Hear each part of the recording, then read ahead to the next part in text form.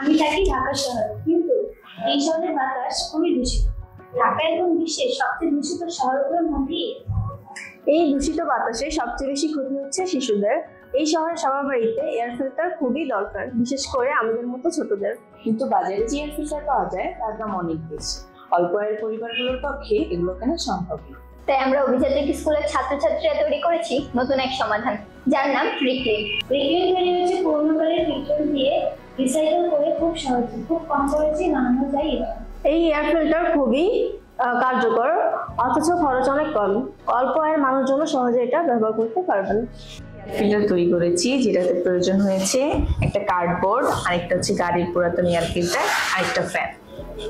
আমরা গাড়ির air filter ব্যবহার করেছি কারণ এটি সহজেই খুঁজে পাওয়া যায় এবং এর দাম খুব কম।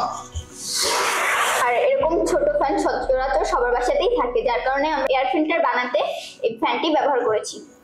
আমাদের এই এয়ার ফিল্টারটা এখান থেকে দূষিত বাতাস টেনে নিয়ে এখান থেকে পরিষ্কার করে বের করে দেয়। চলুন দেখি কিভাবে এই এয়ার ফিল্টারটা কাজ করে। এখান দিয়ে ছেড়ে দিলেই লেগে যাচ্ছে, এখানে লেগে যাবে কারণ বাতাসটা এদিকে আসছে।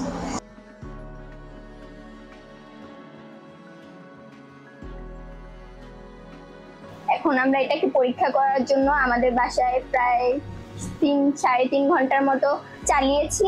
তখন কার্বন ডাই অক্সাইডের পরিমাণ ছিল প্রায় 450 মতো, আর এখন কমে আসছে 403 বা 404-এর মতো। আমরা যদি শেখ জায়েদের থেকে ফান্ডিংটা পাই, তাহলে আমরা পরবর্তীতে এরকম সাধারণ জনগণের জন্য আরো এয়ার ফিল্টার তৈরি করতে পারবো।